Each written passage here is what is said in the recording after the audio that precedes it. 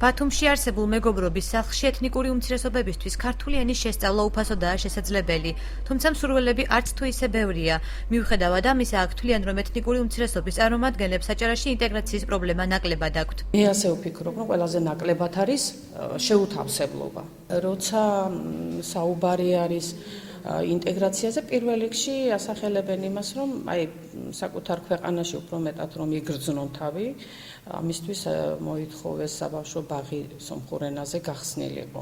მარნეულში, რომლის მოსახლეობის 90% ეთნიკური უმცირესობის წარმომადგენლებისგან შედგება, ადგილობრივების საზოგადოებაში ინტეგრაციას ხელს კვალიფიციური პედაგოგების სიმცირე, ქართული ენის შემსწავლელი კურსების არ ქონა და კიდევ მრავალი ფაქტორი უშლის, აცხადებს ადგილობრივი ტელევიზიის დამფუძნებელი.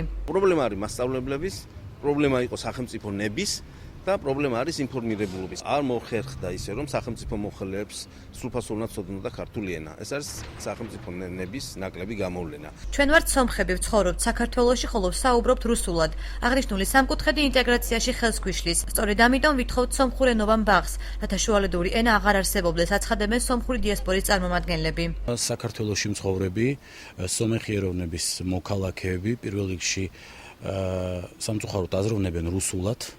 ეროვნებით არიან სომხები, ცხოვრობენ საქართველოში.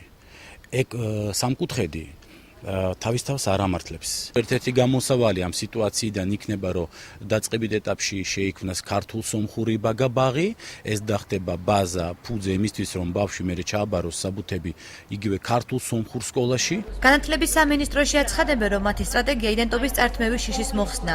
უკვე დასრულდა სახელმძღვანელოების გამოცემა, რომელიც გაამარტივებს ქართულის, როგორც მეორე ენის შესწავლას. პრობლემურ რეგიონებში სამომავლო სპეციალისტების გაგზავნა და სხვადასხვა გაცვლითი პროგრამის განხორციელება იგეგმება. ადგილობრივი არასამთავრობო ზრუნავენ იმაზე, რომ მოხდეს არაქართველოვანი ახალგაზრდების, მოსწავლეების, ყმაწვილების დასახლება გარკვეული დროით, 2 კვირით, 1 თვით ქართველ ოჯახებში. ეს ძალიან მნიშვნელოვანია ქართული ენის სპეციალისტების გაგზავნა ადგილობრივ სკოლებში. და ესეც რასაკვირველია ძალიან მნიშვნელოვანია, რადგანაც ხშირ შემთხვევაში იქაური მასწავლებელი იქ არის გაზრდილი არაქართულენოვან გარემოში და ასე ვთქვათ, შეიძლება ცოტათი უჭირდეს ამ ენის სწავლება. 1999 წლიდან პირადობის დამადასტურებელ დოკუმენტში მოქალაქის ეროვნება აღარ ფიქსირდება.